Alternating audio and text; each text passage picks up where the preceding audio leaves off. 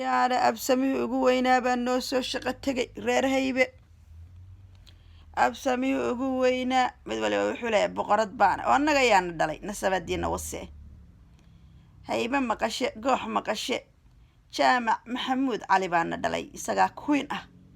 queen balaag an queenta laguu sheegay aniga awoogayba ah anagaaba wadana magaca queen anagaaba wadan jaamac maxamuud cali isku dar waa 29 ragaad iyo bakh iyo buq iyo maxamed cali shire xamed shire kasoo tag beertiisa iyo ragaad iyo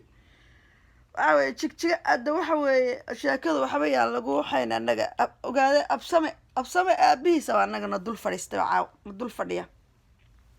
ilmahaybe absame yaa caawa nin baa lacag ku aruursanaya deeqahayba madaxeeda absame sheeganahay itiga dukaankii calowgaas hor fadhiistay oo gaari oldi ah keensaday oo goldi ah oo honda ah